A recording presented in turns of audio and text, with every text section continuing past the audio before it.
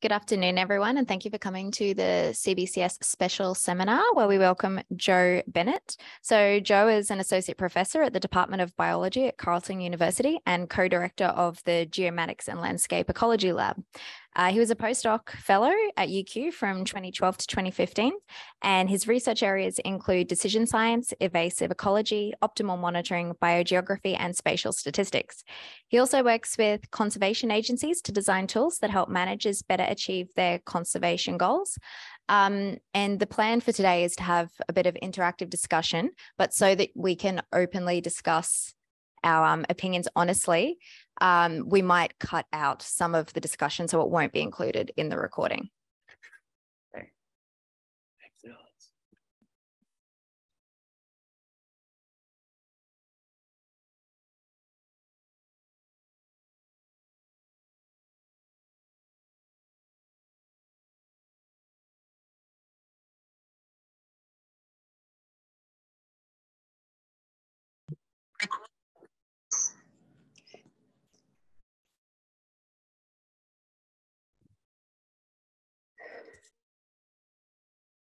Great. Thanks, everybody. I appreciate everybody coming here and people on Zoom. So it's going to be a bit of a different seminar today, I think, from what is standard. Instead of kind of trotting out the accomplishments of the research lab that I run, and I will talk about some of the accomplishments, I'm going to actually have a bit of a whinge about some things that I'm finding particularly difficult and giving me grief, because I want to get feedback on these things. So I think it's a good time to kind of talk about what's difficult rather than, what we've accomplished. But there'll be a bit of a mix. So as a bit of a background, as Alice said, I was a postdoc here from 2012 to 2015. I worked on optimal monitoring, project prioritization, and environmental policy, and I loved it. It was awesome. It was a great mix of freedom and guidance. And I know any given situation is not optimal for everybody, but for me personally, it was a really, really great mix of the freedom and guidance. And there's a lot of really smart people here at UQ. And when I was here, I appreciated that. You could go down the hall and talk to somebody about the problem you're having. And that's kind of what I'm doing today, is talking to people about problems I'm having. And so I'm hoping we'll get some feedback today, or perhaps even from the recorded version as well. So I've been at Carleton University since 2015, and I work on similar things to what I worked on here. And so it was this time here was a real career changer in a really good way. I work on decision support tools, optimal monitoring, threatened and invasive species management, and environmental policy. And I'm really proud of what our lab group is accomplishing. And I think we're doing a lot of good work. I also want to put in a bit of a plug for those who are considering their next career steps. I find Carleton University to be a really supportive environment. I loved my time here at UQ. I think the vibe at Carleton is a little more chill. So for those who are looking for something like that, then it's a really nice place to go. But it's vibrant as well. We've recently hired 5 faculty in our field, which is very exciting. And it's an awesome city. It would remind you a little bit of Brisbane in that it's crisscrossed by waterways, except the waterways, some of them you can skate on for part of the year. So I got to be honest that if you have trouble with the cold, then it's maybe not a place to consider. But otherwise, I'm always happy to discuss possibilities with people. So things are going really well in a lot of ways at Carleton University, and I'm really, really proud of our accomplishments as a lab group.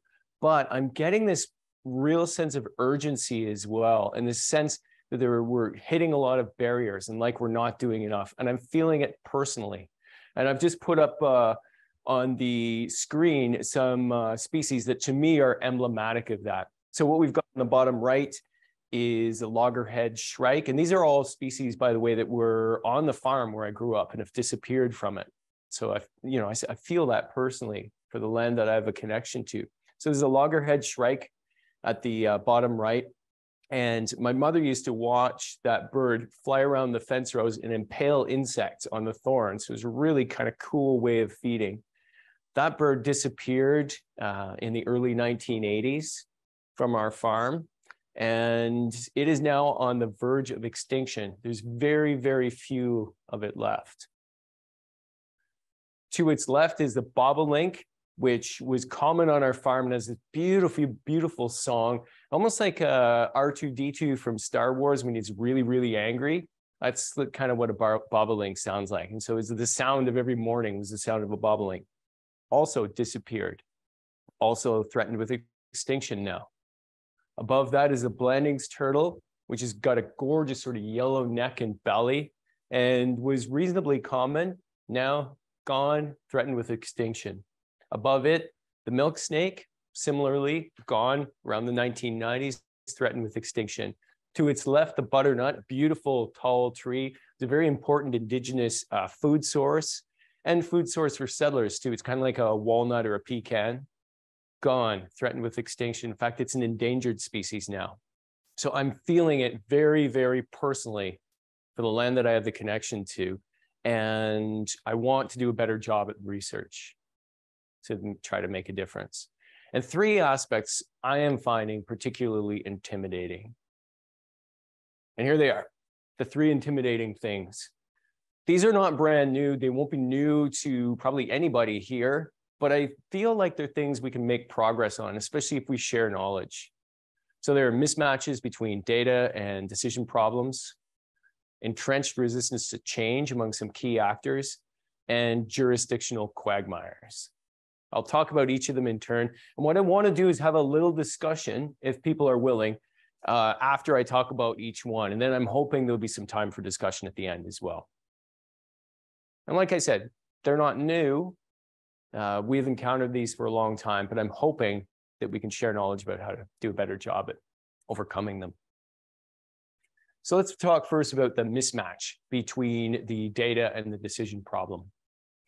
Data in our field are often sparse and biased. So if you're working on urban birds, maybe you're doing okay for data. You know, people love birds, people like urban environments, data might not be bad. If you're working on other things, particularly rural environments in a giant country like Australia or Canada, chances are pretty good you're going to have biased data. They're spatially biased, taxonomically biased, biased in time, and sparse too. What this does for management agencies is create a strong motivation to monitor.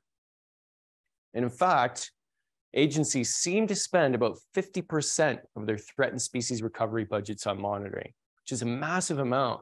It's quite a bit higher than other information-hungry fields like medicine or IT.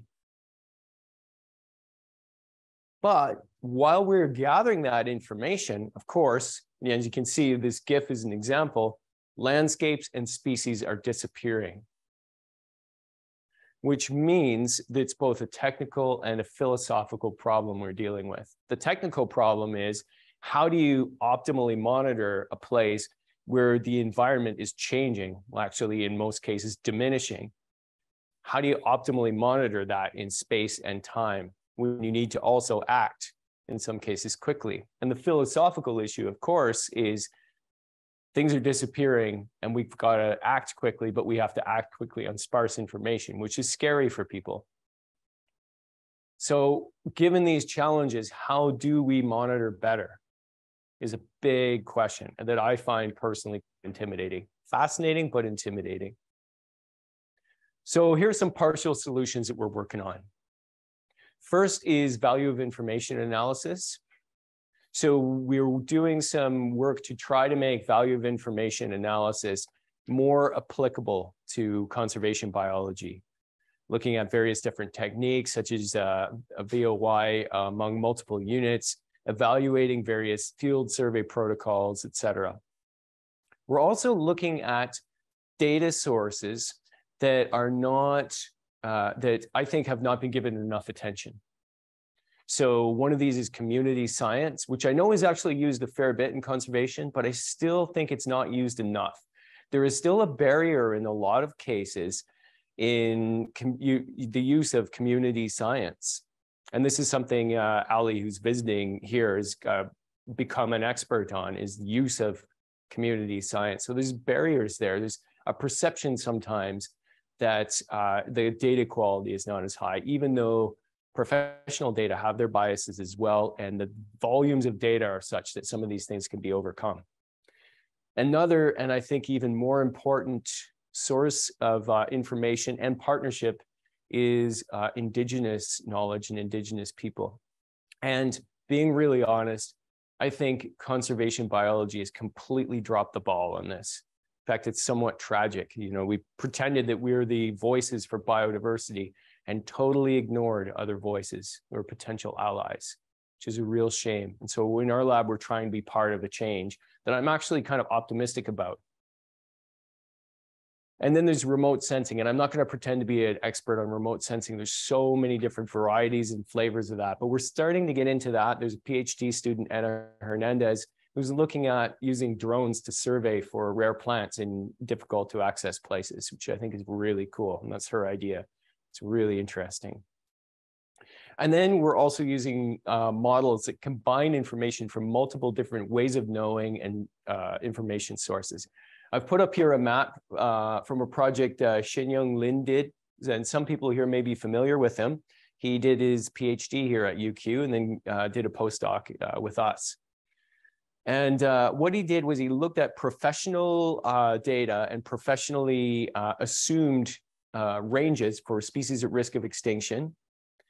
And then he looked at the accumulation of eBird community science data over time and space using a Bayesian belief network.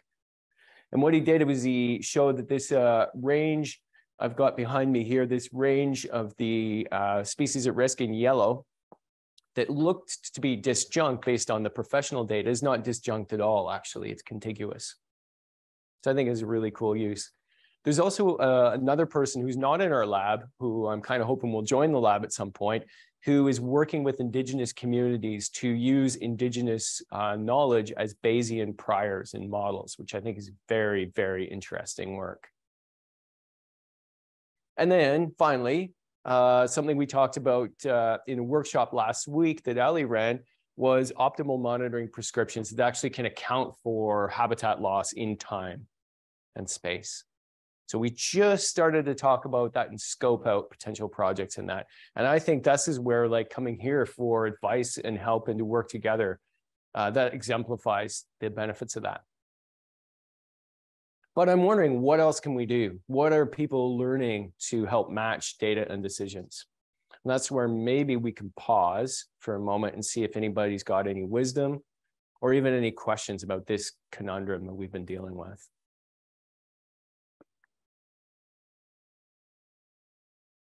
And if you don't, then you can always get in touch. Yes, Jonathan. Yeah, I mean, maybe one thing that occurs to me, maybe we're asking the wrong questions. So a lot of conservation is species based. We'll never have data for every species. Yeah. So, you know, so you just going forever. Always dealing with species, powerful species, expect that data for whatever reason. So I wonder whether we just asking the wrong question, but maybe, you know, a more ecosystem focused approach where you're really trying to restore ecosystem processes and you can identify and then you try to match data to that. Those types of things. Yeah. Yeah. Yeah. That's a great point. So Jonathan was making the point that maybe we're just asking the wrong questions by trying to look for species, by trying to search for where all the species are and trying to get enough data for species. It's like an ever receding horizon that we're never going to reach.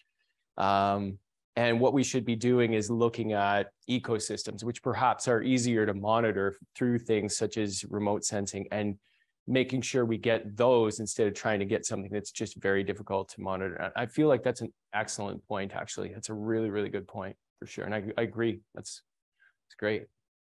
Yeah, Frankie. Yeah.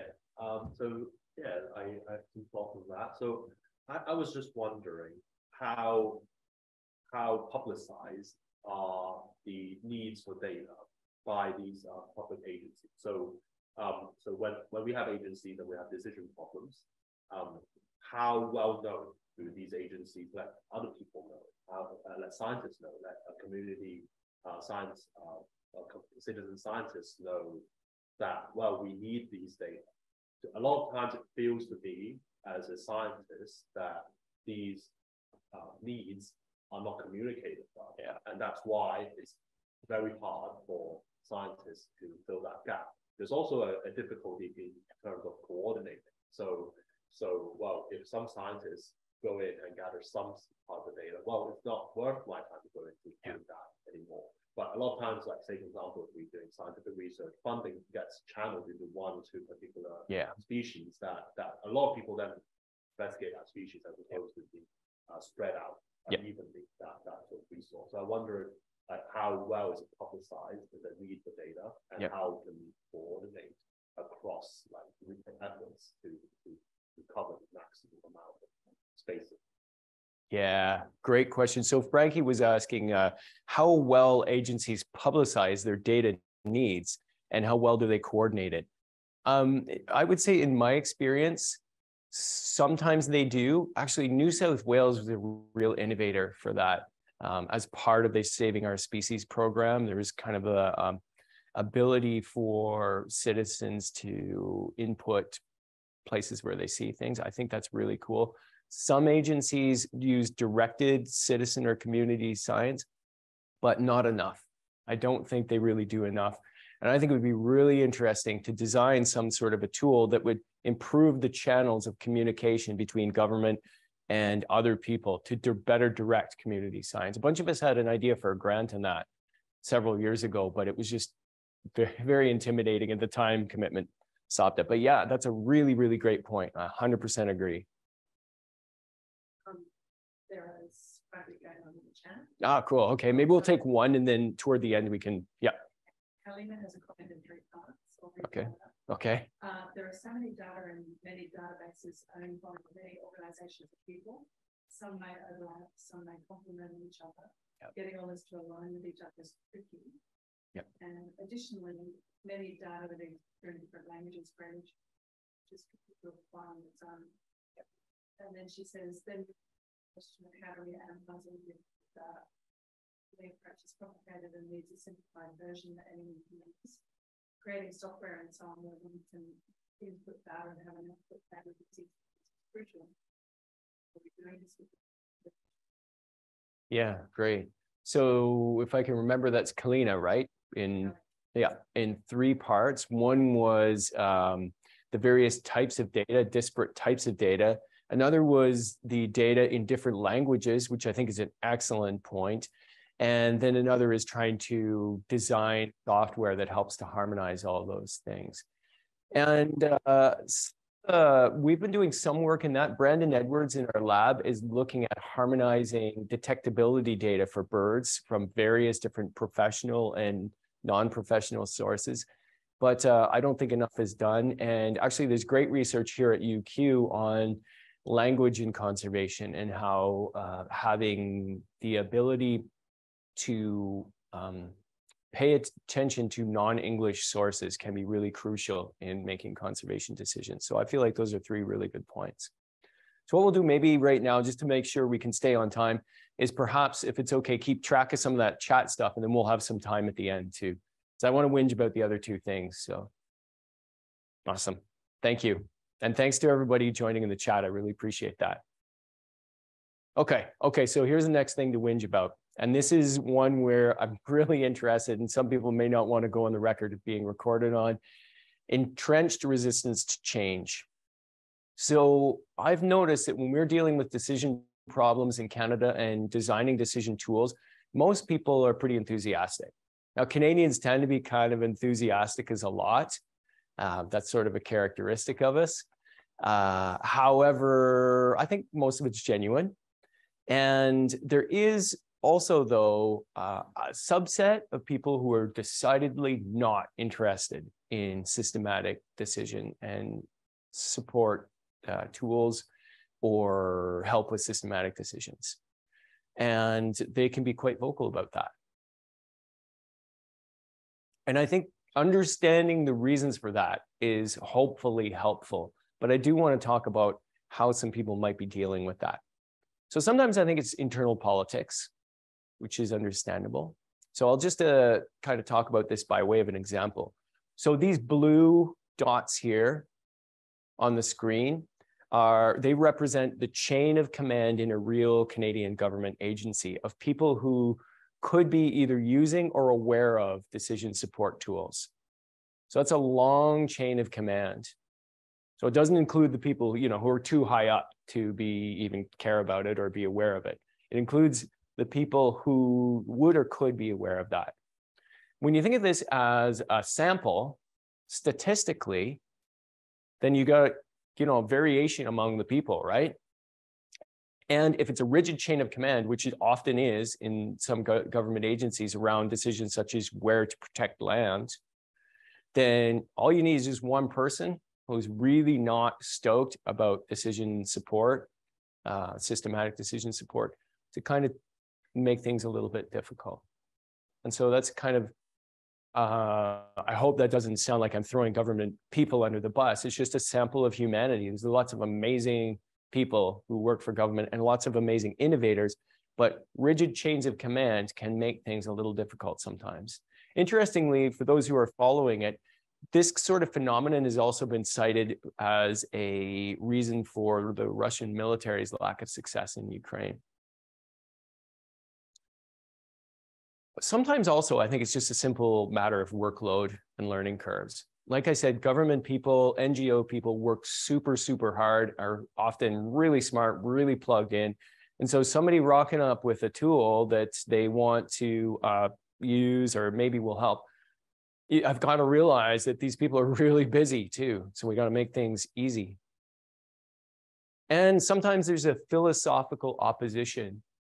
When I first went back to Canada in my faculty job, I was talking to a professor from a different university. I was telling him that I worked on systematic decisions. And he said, well, you drank the Kool-Aid, didn't you?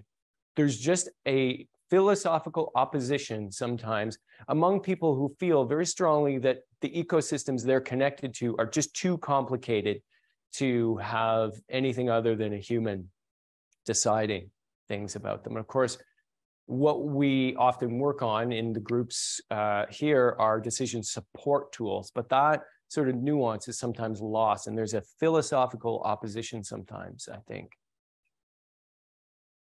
And I think this is the biggest one, to be honest. It's often our fault as designers and scientists designing these tools.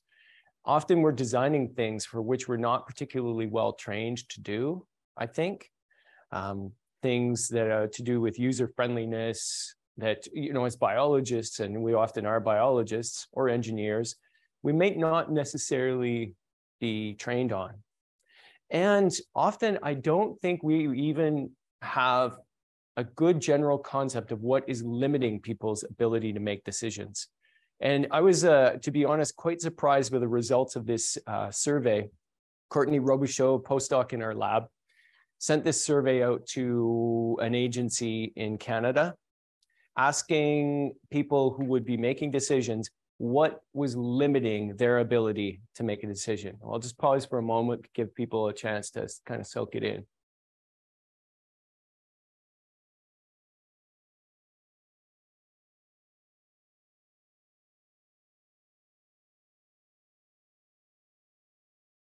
So my takeaway from that, at least, is that there's a real mix of things, some of which are quite compatible with the tools that we design, some of which are somewhat compatible with the tools that we design if the tools are used creatively,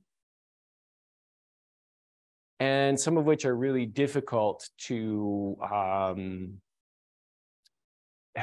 be helped by tools we're designing or even some of the research we're doing. Things like staffing concerns. I don't know how many people listening to this seminar actually work on staffing concerns. I feel like probably not many. You can maybe try and help with the tools could help with that, but it's kind of a difficult thing, right? I was happy that the bottom one there is challenges of learning new software. That's kind of encouraging. But I think one thing we need to be cognizant of is there are so many things that can be limiting decisions that aren't necessarily like, where do we put the protected areas on a map? And maybe we need to design our tools or work with people to help design tools or facilitate decision processes that are more cognizant of those things. And maybe we need to kind of know our place as well as part of a decision process. So in terms of parcel solutions that we've been working on, we have been focusing on user experience a lot in the tools we've been designing. And I think a person who deserves a ton of credit for that, and that's somebody else who did his PhD here, is Jeff Hansen.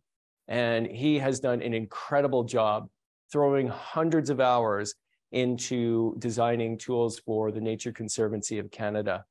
And I'm super proud of what he's done. And I'm super proud of what we've all done. But Jeff has really been a driving force for this. And he's made tools. There's a screenshot of one of the tools on the screen right now, where they mimic some GIS software that people are used to, or Google Earth that people are also used to, where you can pan around a map, you can focus in and out, you can upload data from various different sources, you can highlight areas, and oh yeah, sure.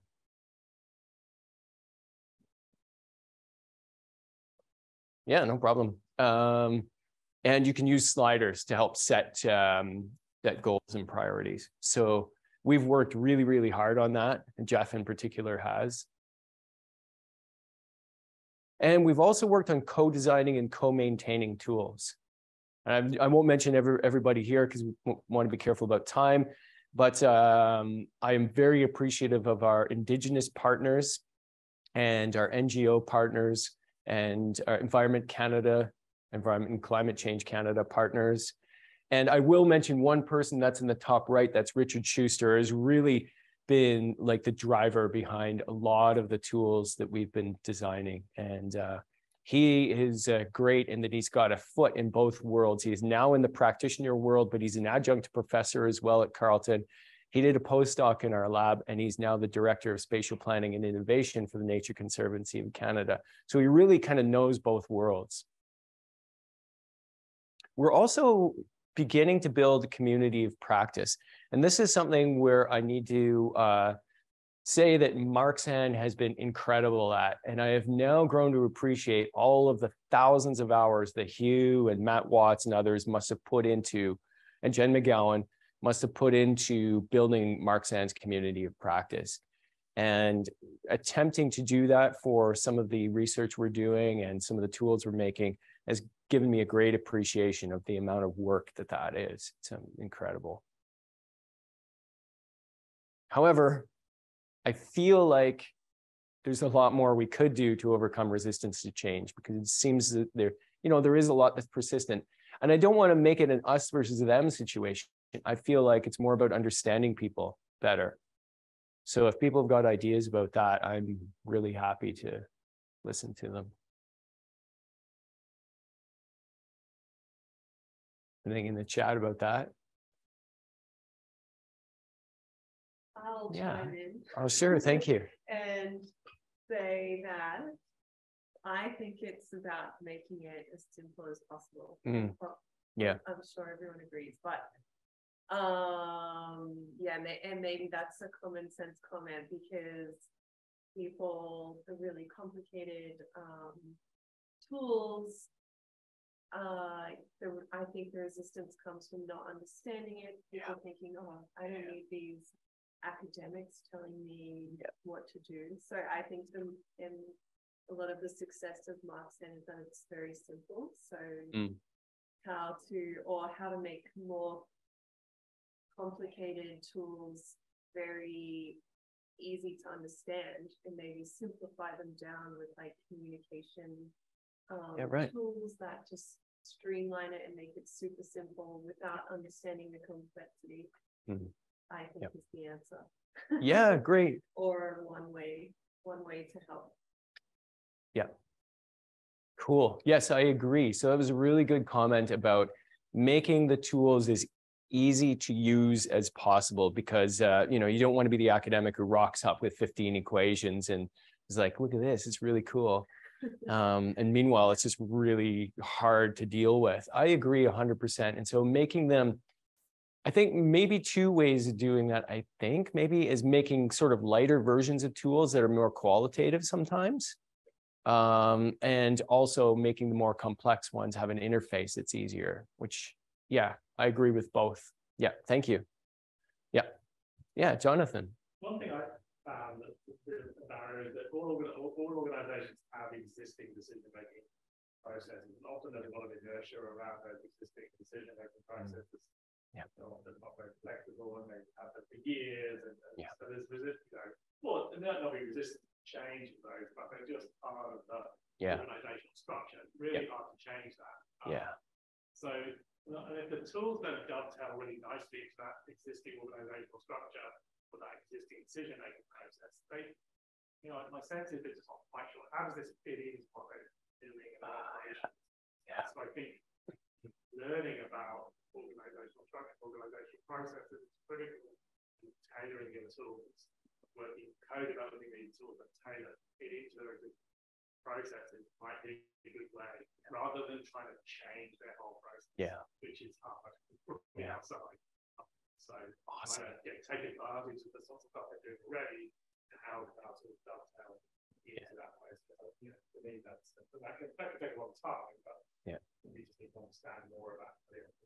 Yeah. Okay, another great point. Yeah, Jonathan was just talking about existing decision-making structures within organizations and then designing things so that they better fit into that rather than attempt to change those decision-making structures.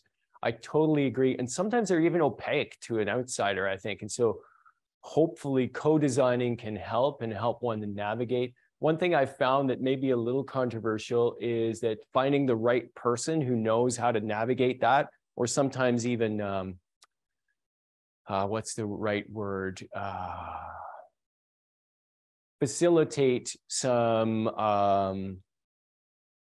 methods for kind of making sure the process is being followed. I think I'll leave it at that. I think that's really important. Yeah. And I personally find that really tricky because I find it they can be quite opaque to an outsider. But yes, I agree. Maybe co-design can help with that. Excellent. Okay. Yeah. Yeah. Yes. Kalina said that we need more disciplinary practitioners. Yes, and more on that in a minute. I completely agree. Thank you. Yeah, yes, that's true. Jonathan just said we need more transdisciplinary people like among us. Absolutely. Okay, I'm going to move on to whinge number 3. We'll have some time at the end actually as well. And whinge number 3, big thing number 3 is jurisdictional quagmires. And I think I'll introduce that by way of an example. This is a map from a theoretical prioritization we did for the province of Ontario, which is my home province. And what we have is a gradient of richness of species at risk of extinction. That's the color gradient in the background of the map. So essentially, it goes from red, the highest biodiversity in the bottom of the province, in the southern part of the province, to the lower biodiversity in the top part of the province. Superimposed on that is the dark areas that are protected areas, existing protected areas. And then there are the areas that were prioritized when we asked what land parcels, what properties would we need in theory to protect 30% of the habitat for all of the species at risk of extinction in Ontario. And that includes both private and public land and looks at land values. So what it shows is there's actually this kind of intermediate area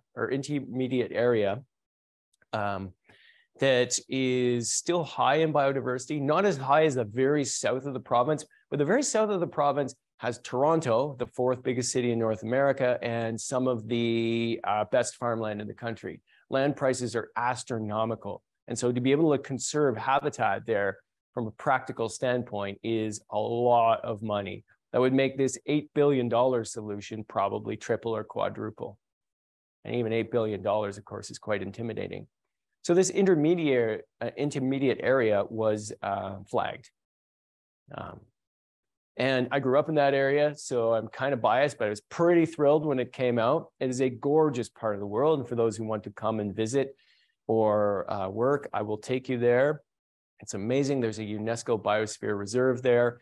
It's part, for those who are familiar with North American conservation, it's part of what's called the Algonquin-Adirondack Corridor, which is connects two of North America's most important protected areas.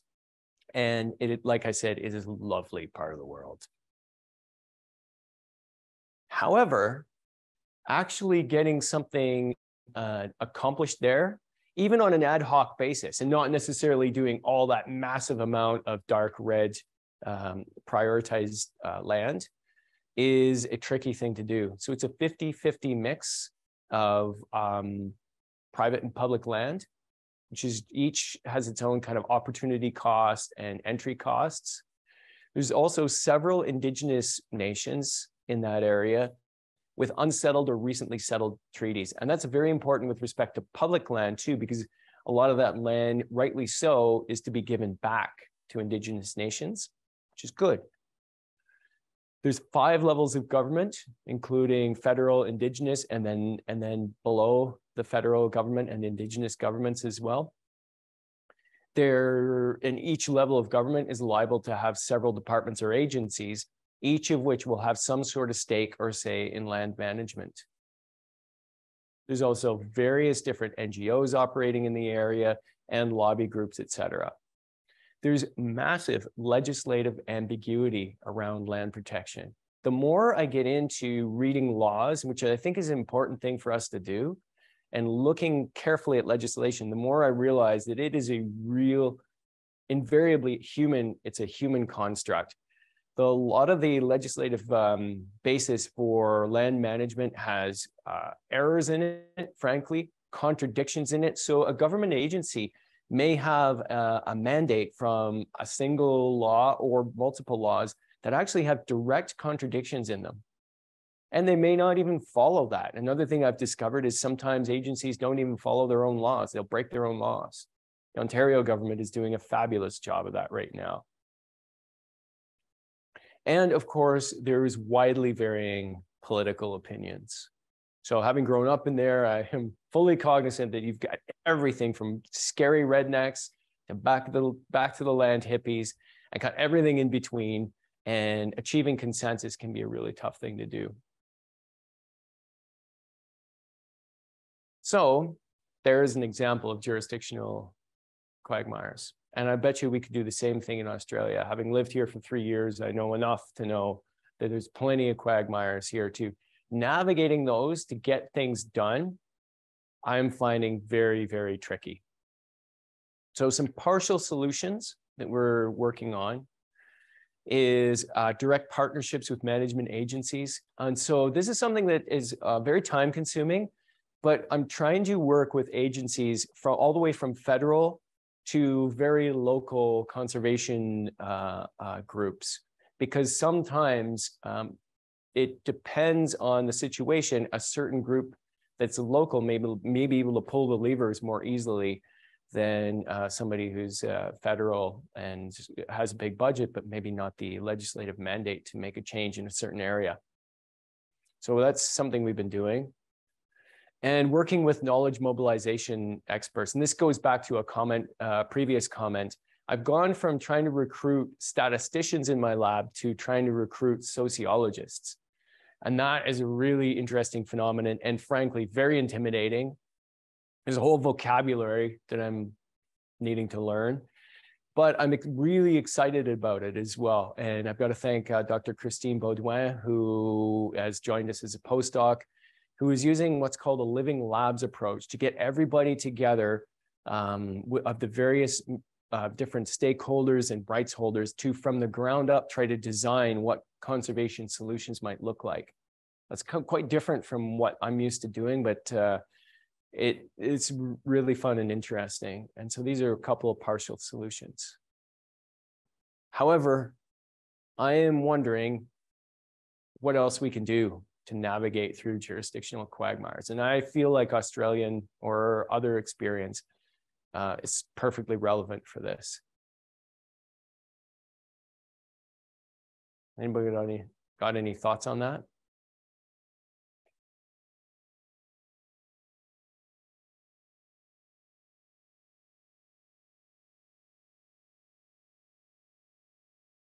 It's difficult, isn't it?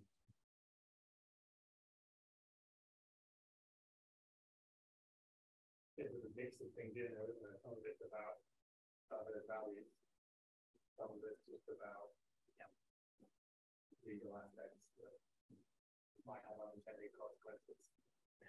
Yeah. How government is structured. The different issues for the other. Yeah. Well, that might not be completely independent. Yeah. Yeah. Jonathan was just making the point that there's both the legalities of how things are done at various different levels, and then there's the value systems of the people who are at various different levels, which is very true. My home province of Ontario is an example right now where for a while there, it had very strong environmental legislation, but a government that did not want or like that legislation. It's since in the process of eviscerating that legislation. But for a while there was this weird tension where they were breaking their own laws, essentially. Yeah. Mm-hmm. Sometimes you have to go to the top. Ah, right. Thank you. A comment from Hugh. Sometimes you have to go to the top for better or worse. Yeah. Hugh probably has more access to the top than I do, but I take the point for sure. And I have had responses from, say, Environment Minister and others. I do think it's a really, really good idea, actually. I find it time consuming, but yeah, thanks, Hugh. Yep. I have a question. What about the 50% private? How much energy is being spent on recruiting private sector versus public sector? Oh, great comment. And sorry, who was the person who made the comment? Gloena. Yeah. It was a question about how much energy is being spent on the area that looks to be a high priority. How much energy is being spent on recruiting people from the private sector versus the public sector? That's something that as a lab we're working on more, is the private group, because I've kind of in some ways for now given up on the Ontario government, which has control of most of the public land.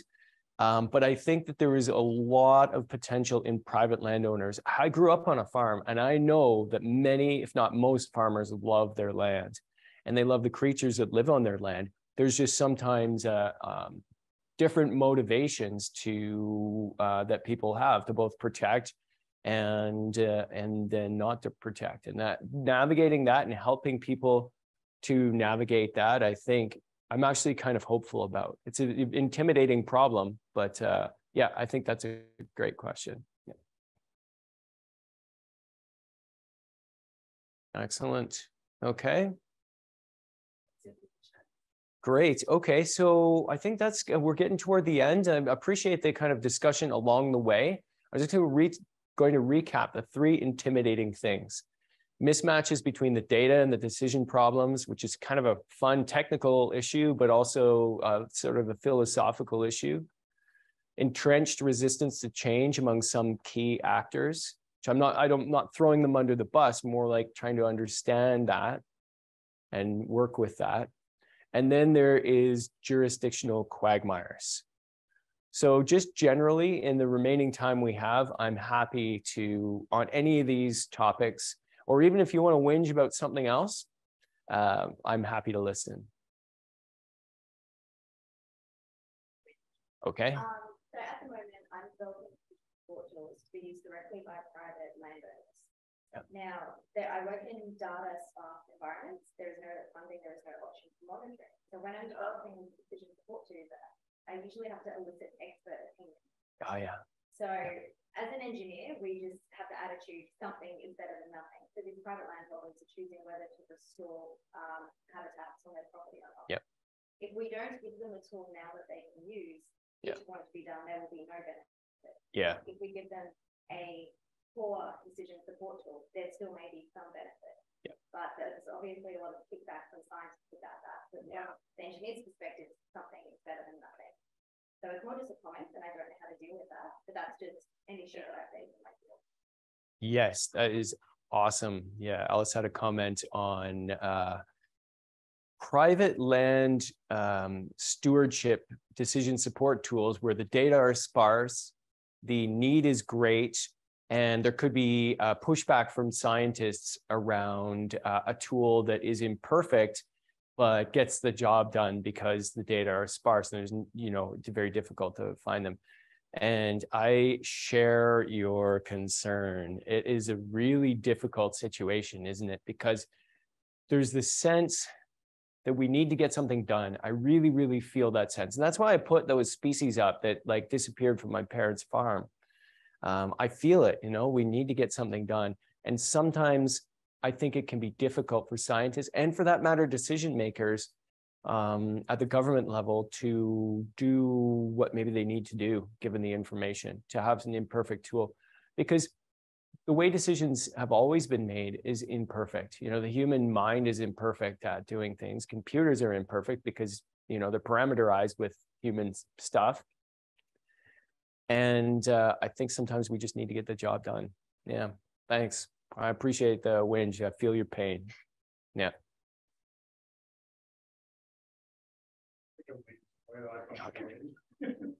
Is when, despite all the data and all the decision tools and so on, a minister somewhere makes a decision that completely counter purely political reasons. Oh, I am so glad you mentioned that. It's frustrating. You have to deal with that stuff. Because you sometimes don't know it's coming. But what is it? He's very good at doing this, I suppose. Politically, but do we have to think about politics as well? Yeah. Yeah. Oh, yeah, I agree with you 100%. So Jonathan just mentioned that sometimes it really hurts when we we work so hard to look at solutions to decision problems, and then just the fiat of a capricious politician means that something completely ass backwards happens. And that happens all the time. It's happening all the time in my home province.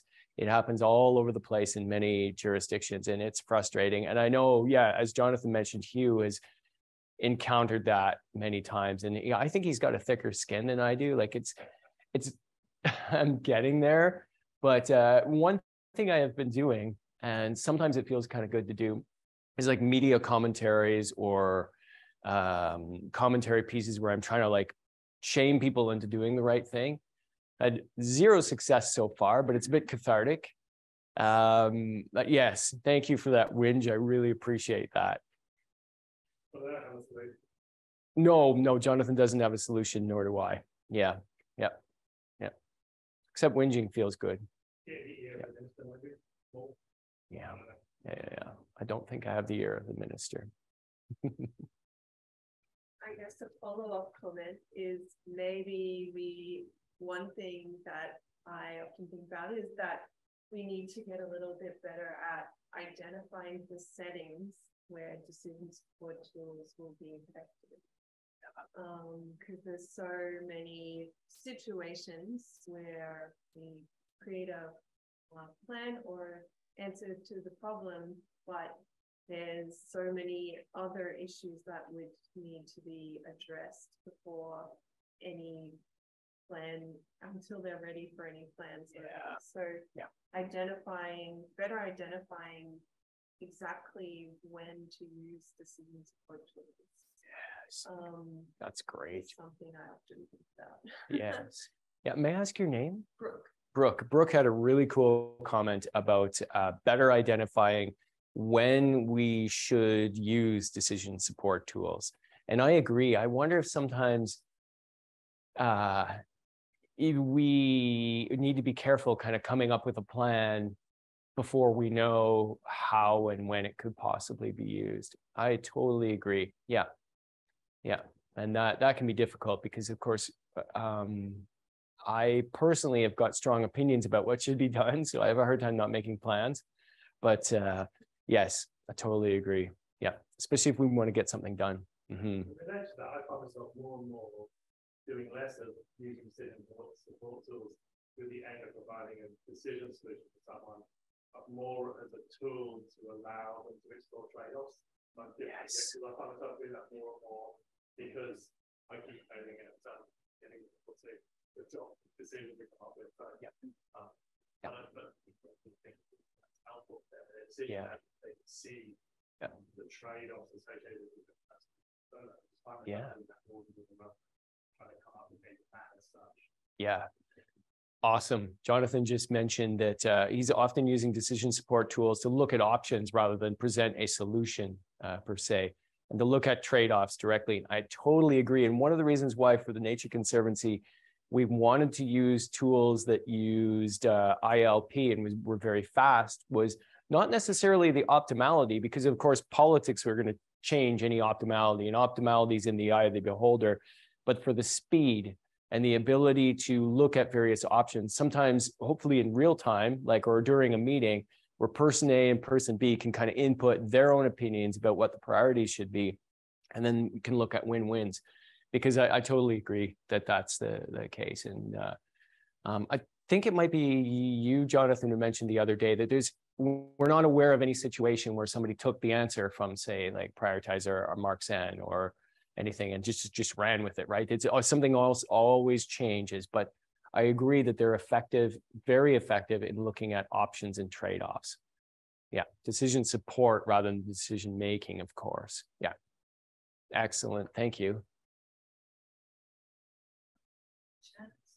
You and Martin both had comments from one researchers between the data and decision problem. You said be bold, be Bayesian, use prayers based on a wide variety of information sources such as citizen science and indigenous knowledge. Excellent. Okay, so Hugh had the comment around mismatches between data and decision problems, but be bold, be Bayesian, use prior knowledge from many different sources. Yes, I completely agree. He was talking about that over lunch yesterday, and I totally agree.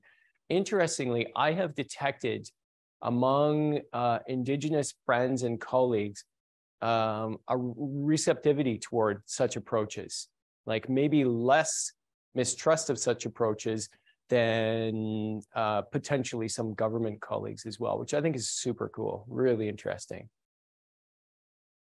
On the same topic with mismatches, Martin says, I find that a lot of the mismatch between data and management problems isn't so much to do with the taxer about which data exists, but they're hard to find in the form necessary to robustly evaluate. Yes. Yes, thank you, Martine. Martine mentions that it's not necessarily sometimes that the data don't exist, it's that they're hard to find.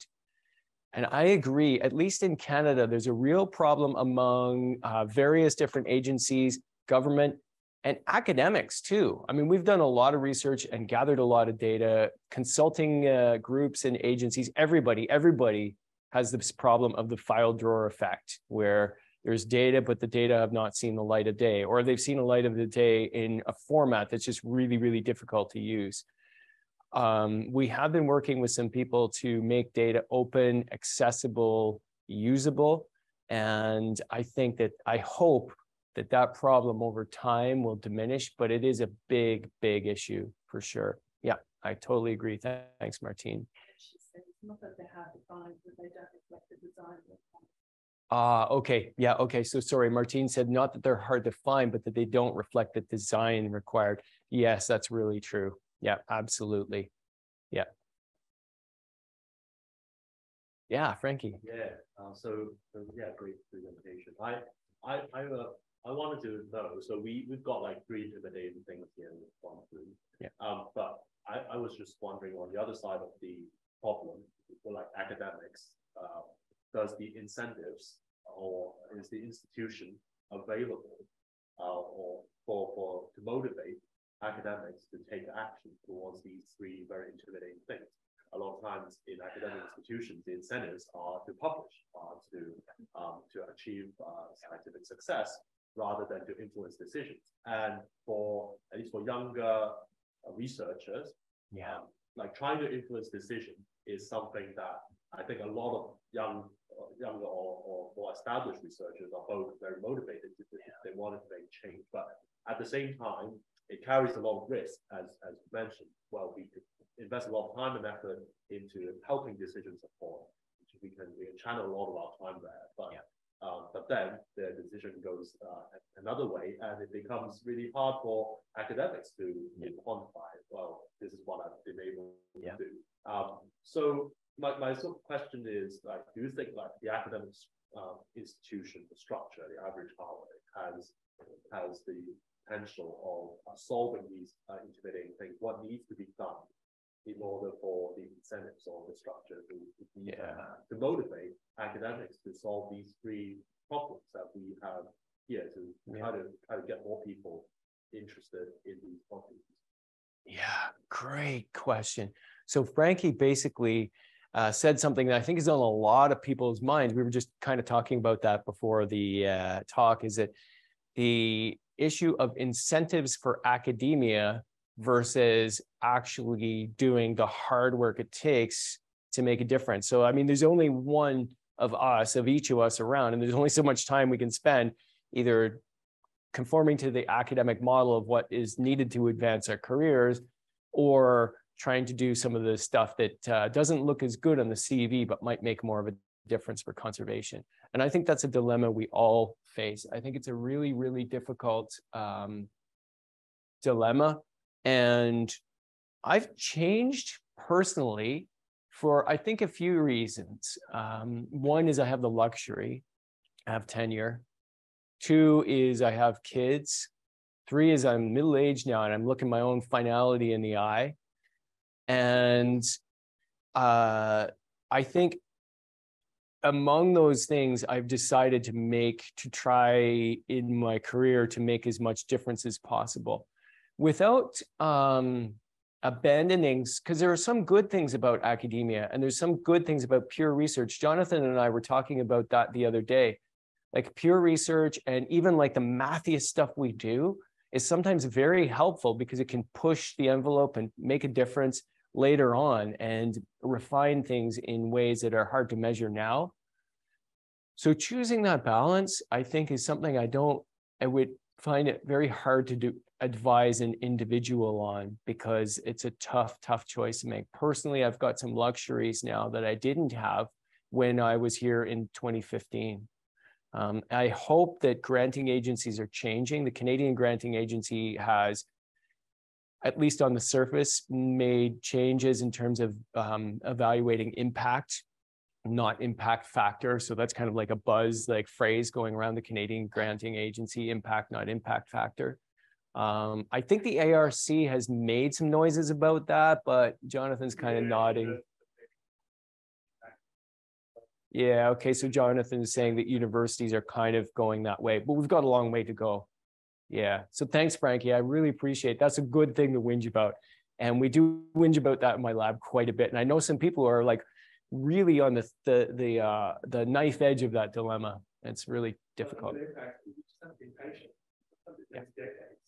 Yes. Realize impact. So just being patient and keep working at it, you will get impact. Just take time. Yeah.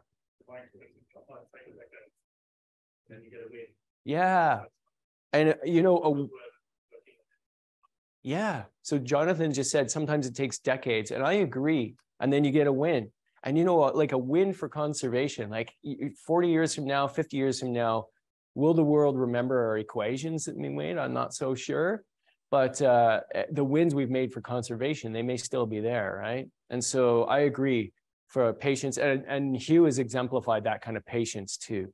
I remember him saying during a meeting that, you know, one of his favorite things to do are like look around at birds and, you know, do some maths. But he has spent ages kind of trying to do the human work, the meetings, et cetera, to try to get these wins. And I know a bunch of us have done that. Mark Schwartz, who did a sabbatical here, told me when he was here that his strategy was to do the academic work first, build his career, and then have the reputation to try to get the wins after, you know, decades of building his career. Yeah, which I thought was a wise thing to say. So in other words, it's not maybe at any given time having a certain balance, but having the balance shift over time. Yeah. Well, I have no idea what time it is, and I don't want to. Yeah, okay. So whenever people want to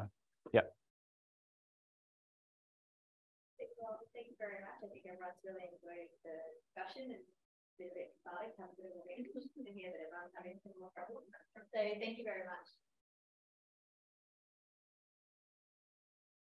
Thanks, everybody. I appreciate the collective whinge.